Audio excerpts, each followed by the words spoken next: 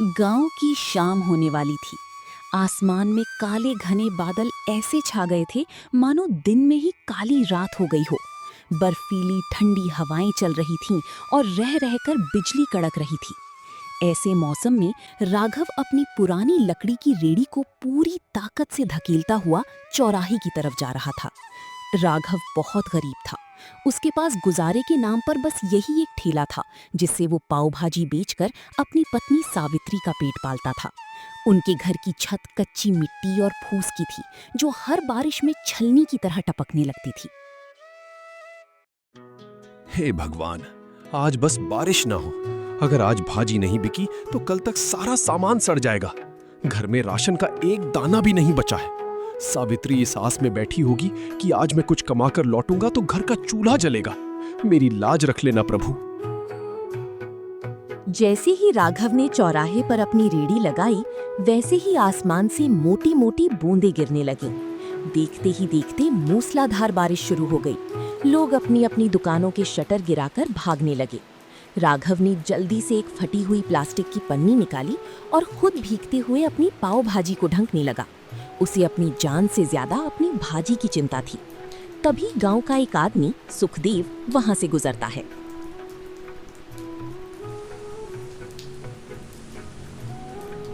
अरे राघव, ये क्या पागलपन है? ऐसी आफत वाली आंधी बारिश में कौन घर से बाहर निकलेगा तुम्हारी पाव भाजी खाने? चलो घर जाओ भाई, वरना इस ठंड में बीमार पड़ जाओगे। सुखदेव भाई, गरीब को बीमारी से ज्यादा भूख का डर लगता है। आज दिन भर से 1 रुपए की भी बोहनी नहीं हुई है। अगर खाली हाथ घर गया तो सावित्री को क्या मुंह दिखाऊंगा? वो भी भूखी सो जाएगी।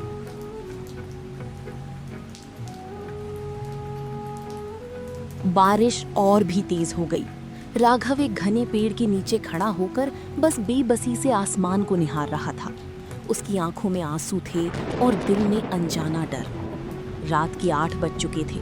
बारिश थोड़ी थमी जरूर थी, लेकिन चारों तरफ सन्नाटा पसर गया था। राघव ने भारी मन से सोच लिया कि आज का दिन ही खराब था।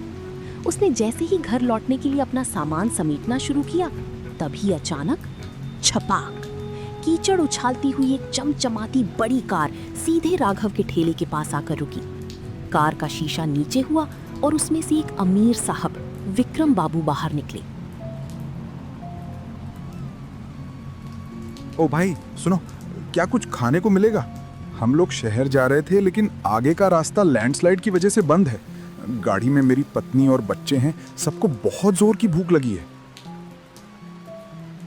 जी साहब, भाजी तो बिल्कुल तैयार है। बस पाँव गरम करने की ही देर है।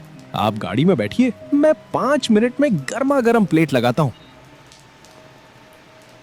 अरे भाई जल्दी करो, इस कड़ाके की ठंड में कुछ गर्मा गर्म मिल जाए तो जान में जान आ जाए।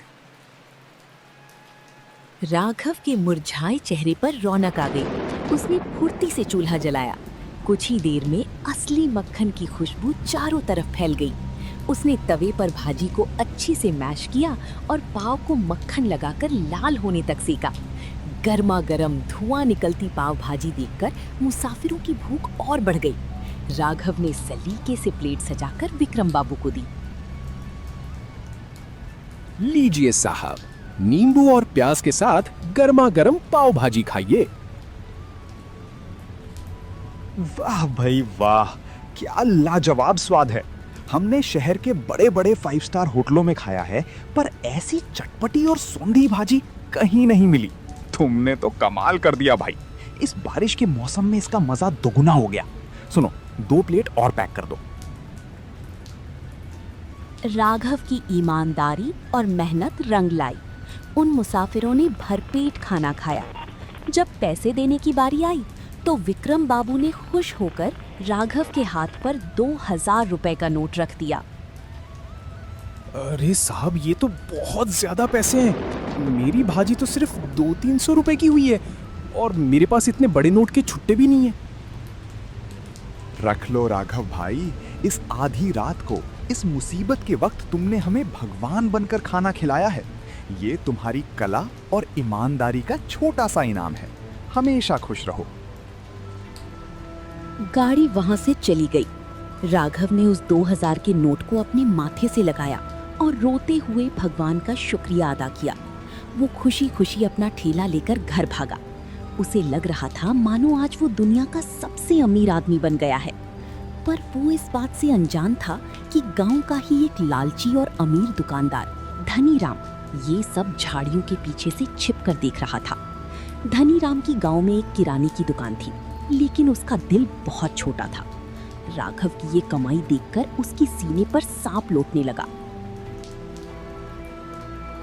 देख रहा है शंभू, कल तक जिसके पास नमक खरीदने की औकात नहीं थी, आज उसके ठाठ देख। ये शहर वाले भी ना अक्ल के अंधे होते हैं, कहीं भी रुककर गंदा मंदा खा लेते हैं और पैसे उड़ाते हैं। अगर ये गरीब भाजी वाला ऐसे ही नोट छापने लगा तो कल को ये मेरी बराबरी करने लगेगा। हमें कुछ ऐसा करना होगा कि इसकी दुकान पर कोई कुत्ता भी ना फटके। हाँ मालिक, आप सही कह रहे हो, कुछ तो तिकड़म लगानी पड़ेगी।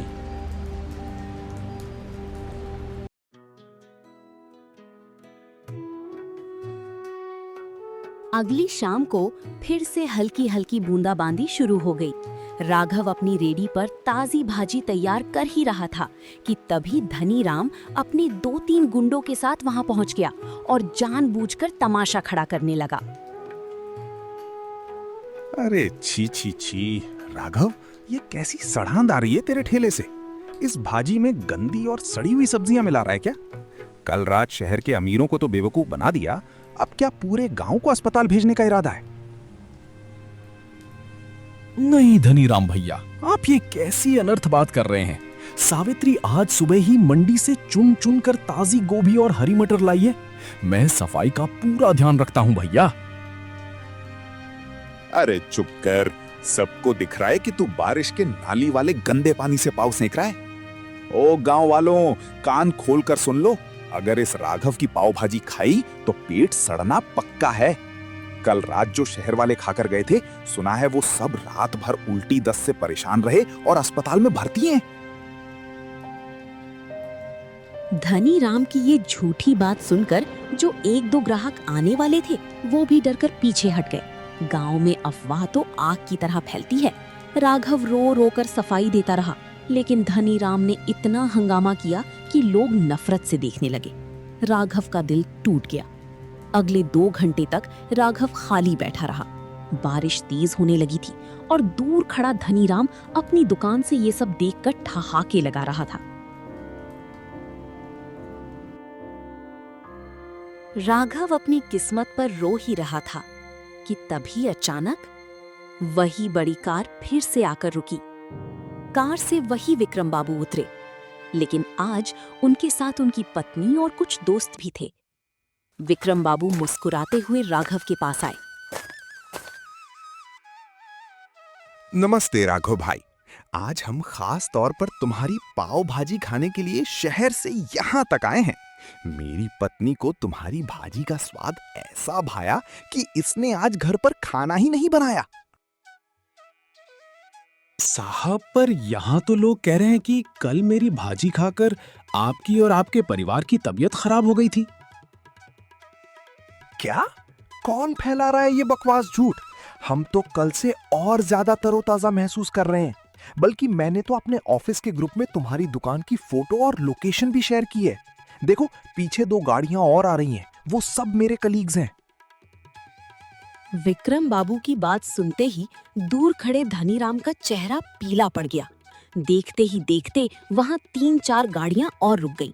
राघव ने पूरे जोश के साथ काम शुरू किया। ताजे मक्खन और मसालों की ऐसी खुशबू उठी कि जो गांव वाले धनीराम की बातों में आ गए थे, वो भी अपनी भूख नहीं रोक पाए। राघव बेटा, हमें माफ करना, हम इस दुष्ट धनीराम की झूठी बातों में आ गए थे। हमें भी 2 प्लेट गर्मा गर्म पाव भाजी खिलाओ भाई, इसकी खुशबू ने तो पेट में चूहे कुदा दिए हैं। उस रात राघव की सारी भाजी बिक गई। धनीराम शर्म और हार के मारे वहां से खिसक गया। राघव ने आज सिर्फ पैसे ही नहीं कमाए थे, बल्कि धनीराम की घटिया साजिश को भी धूल चटा दी थी। अब राघव का ठेला मशहूर होने लगा था। हर शाम वहां शहर और गांव के लोगों का मेला लगने लगा। सावित्री भी अब घर पर राघव के लिए विशेष मसाले तैयार करने में मदद करने लगी। लेकिन राघव का सपना अब बड़ा हो चुका था। एक रात जब वो घर लौटा तो उसने देखा कि सावित्री छत से टपकते पानी को रोकने के लिए जमीन पर बर्तन रख रही है। पूरा बिस्तर भीग चुका था और दोनों रात भर सो नहीं पाए। उसी पल राघव ने एक बड़ा फैसला लिया।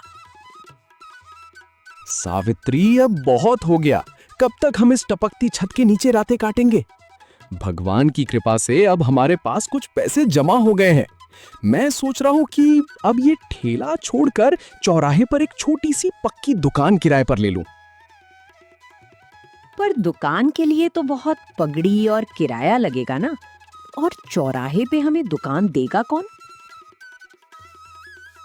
कोशिश करने में क्या हर्ज है? अगर एक बार पक्की दुकान हो गई तो बारिश में भी धंधा बंद नहीं होगा और ग्राहक भी आराम से बैठकर खा सकेंगे। मैं कल ही सरपंच जी से बात करूंगा। अगले दिन राघव सरपंच जी के पास गया। सरपंच जी राघव की ईमानदारी से वाकिफ थे, इसलिए उन्होंने चौराहे के पास एक पुरानी दुकान उसे किराए पर दिलवा दी। राघव ने दिन रात एक करके दुकान की मरम्मत की और उसे एक सुंदर छोटे ढाबे का रूप दे दिया, जिसका नाम रखा गया राघव पाव भाजी सेंटर। उद्घाटन के दिन राघव ने सोचा कि पुरानी कड़वाहट को भुलाकर वो धनीराम को भी बुलाएगा ताकि भाईचारा बना रहे। राघव धनीराम की दुकान पर जाता है।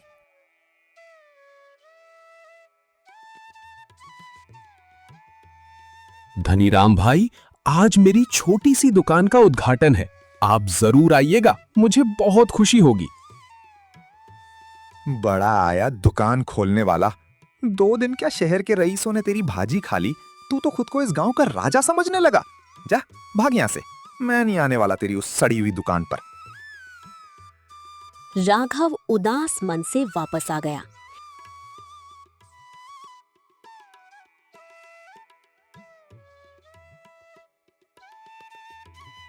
शाम को ढाबे पर खूब रौनक थी, लोग मजे से खा रहे थे। तभी अचानक कुछ ऐसा हुआ जिसकी उम्मीद किसी को नहीं थी। गांव के 3-4 आवारा लड़के, जिन्हें धनीराम ने पैसे देकर भेजा था, ढाबे के अंदर आए और गाली गलौज करने लगे। एक लड़के ने जानबूझकर पाव भाजी की प्लेट नीचे गिरा दी। अरे ये कैसी घटिया भाजी है? इसमें तो कंकड़ पत्थर भरे हुए हैं। तुम लोग हमें जान से मारना चाहते हो क्या? बंद करो ये दुकान। राघव सन्न रह गया। उसे पता था कि भाजी उसने खुद मलमल के कपड़े से छानकर बनाई थी। उसमें कंकड़ होना नामुमकिन था। लेकिन वो लड़के दुकान की कुर्सियां और सामान बाहर फेंकने लगे। पूरा माहौल खराब हो गया। तभी भीड़ में से एक कड़क और रौबीली आवाज गूंजी। रुक जाओ, ये क्या बदतमीजी चल रही है यहाँ? सबने मुड़कर देखा तो वो इलाके के नए इंस्पेक्टर प्रताप सिंह थे, जो सादे कपड़ों में अपनी पत्नी के साथ वहां खाना खाने आए थे। उन्हें देखकर उन गुंडों के होश उड़ गए। इंस्पेक्टर साहब ने जमीन से कंकड़ वाली प्लेट उठाई और ध्यान से देखी। तुम कह रहे हो कि भाजी में कंकड़ है? जरा मैं भी तो देखूं। अरे ये कंकड़ तो ऊपर से डाले गए हैं, क्योंकि इन पर भाजी का मसाला तक नहीं लगा है। सच सच बताओ, तुम्हें यहाँ हंगामा करने के लिए किसने पैसे दिए हैं? वरना हवालात में ले जाकर ऐसी खाल उधेड़ूंगा कि 7 पुश्तों तक याद रखोगे। साहब हमें माफ कर दो। हमें तो वो किराने वाले धनीराम भैया ने 500 रुपए देकर भेजा था कि राघव की दुकान जमने नहीं देनी है। ये सुनते ही वहां खड़े गांव वालों में थू थू शुरू हो गई। सबको समझ आ गया कि राघव बेकसूर है। इंस्पेक्टर साहब ने उन लड़कों को डांट कर भगा दिया और राघव की पीठ थपथपाई। राघव भाई, डरो मत। तुम्हारी ईमानदारी ही तुम्हारी सबसे बड़ी ढाल है। आज के बाद तुम्हें यहाँ कोई परेशान नहीं करेगा। चलो अब हमारे लिए भी 2 प्लेट अपनी स्पेशल पाव भाजी लगाओ, बहुत भूख लगी है। राघव की आंखों में आंसू आ गए। उसने फिर से काम शुरू किया और उसका काम दिन दुगनी रात चौगुनी तरक्की करने लगा। दूसरी तरफ धनी राम की जलन पागलपन में बदल चुकी थी। उसने सोचा कि अगर राघव पाव भाजी बेचकर अमीर हो सकता है तो मैं क्यों नहीं। उसने भी अपनी किराने की दुकान के बाहर धनी राम असली पाव भाजी का बड़ा सा बोर्ड टांग दिया। देख शंभू, वो राघव बेवकूफ है जो ताजी सब्जियां और महंगा मक्खन डालता है, इसीलिए उसे कम मुनाफा होता है। हम क्या करेंगे, हम मंडी से सबसे सस्ती सड़ी गली और बासी सब्जियां लाएंगे और मक्खन की जगह सस्ता डालडा घी ठोकेंगे और स्वाद छुपाने के लिए खूब तेज मिर्च मसाला डाल देंगे। किसी को कानो कान खबर नहीं होगी और मुनाफा 4 गुना होगा। धनी राम ने दुकान तो खोल ली, पर उसका इरादा सिर्फ पैसा लूटना था, लोगों को स्वाद देना नहीं। शुरुआत में कम दाम के लालच में कुछ लोग गए, लेकिन 2 ही दिन में इसका भयंकर परिणाम सामने आ गया।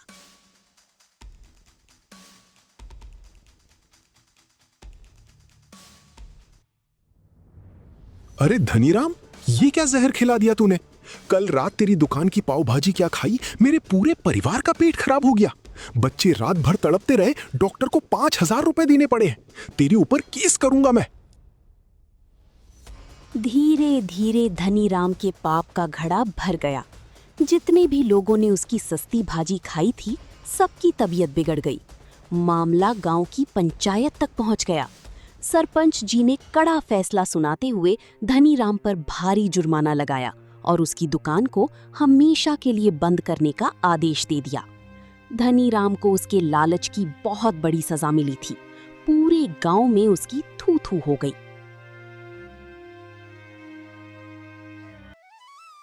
समय बदला।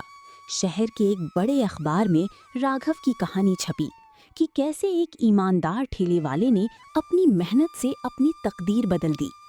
इस खबर को पढ़कर शहर के एक बहुत बड़े बिजनेसमैन मेहता जी राघव के ढाबे पर आए। राघव भाई, तुम्हारी भाजी के स्वाद का तो पूरा शहर दीवाना हो गया है। मैं चाहता हूं कि शहर के मुख्य हाईवे पर हम दोनों मिलकर एक बहुत बड़ा फैमिली रेस्टोरेंट खोलें। जमीन, पैसा और इंफ्रास्ट्रक्चर मेरा होगा और हुनर और ईमानदारी आपकी। बोलो, मंजूर है? साहब, मैं तो एक अदना सा गरीब आदमी हूं। मुझे डर लगता है कि मैं इतनी बड़ी जिम्मेदारी संभाल पाऊंगा या नहीं। क्यों नहीं संभाल पाओगे राघव भाई? जिसने कीचड़, तूफान और साजिशों के बीच अपना ठेला जिंदा रखा, उसके लिए ये तो छत के नीचे का काम है। भगवान ने ये मौका दिया है, इसे मत ठुकराओ। राघव मान गया। कुछ ही महीनों में हाईवे पर एक आलीशान और भव्य रेस्टोरेंट बनकर तैयार हो गया, जिसका नाम बड़े बड़े अक्षरों में लिखा था, राघव की असली पाव भाजी। राघव अब एक बहुत बड़ा और प्रतिष्ठित आदमी बन चुका था। उसने अपने गांव में सावित्री के लिए एक आलीशान पक्का घर भी बनवा लिया था। एक दिन जब राघव अपनी बड़ी गाड़ी से गांव के उसी पुराने चौराहे से गुजर रहा था, तो उसकी नजर धनी राम पर पड़ी। धनी राम अपनी बंद दुकान के बाहर फटे हाल, उदास और अत्यंत कमजोर हालत में बैठा था। उसकी दुकान पर जाले लग चुके थे। राघव गाड़ी से उतरा और धनी राम के पास गया। धनीराम भाई, राम राम। क्या हाल चाल है आपके? राघव, तुम? भाई, मुझे माफ कर दो। मैंने तुम्हारे साथ बहुत बुरा किया, तुम्हारी दुकान उजाड़ने की साजिशें रची। आज देखो, कुदरत ने मुझे वहीं लाकर खड़ा कर दिया है। मेरी दुकान बिकने वाली है और मेरे घर में खाने के लाले पड़े हैं। धनीराम भाई, पुरानी बातें भूल जाइए। इंसान तो गलती का पुतला होता है। मुझे आपसे कोई गिला शिकवा नहीं है। अगर आप चाहें तो मेरे हाईवे वाले नए होटल में स्टोर मैनेजर का काम संभाल सकते हैं। मुझे किसी भरोसेमंद आदमी की जरूरत है। तुम सच में बहुत महान हो राघव। मैंने तुम्हें हमेशा गिराना चाहा और तुम मुझे सहारा दे रहे हो। मैं भगवान की कसम खाकर वादा करता हूं कि अब कभी लालच नहीं करूंगा और पूरी वफादारी से काम करूंगा। गांव वाले दूर से ये नजारा देखकर दंग रह गए कि कैसे एक गरीब पाव भाजी वाले ने न केवल अपनी गरीबी को हराया, बल्कि अपनी अच्छाई से अपने सबसे बड़े दुश्मन का दिल भी जीत लिया। राघव की ये कहानी हमें सिखाती है कि परिस्थितियां चाहे कितनी भी विपरीत हों, मुश्किलें चाहे कितनी भी बड़ी हों, अगर आपके इरादे और ईमानदारी पक्के हैं तो घने बादलों को चीरकर सफलता का सूरज एक दिन जरूर निकलता है।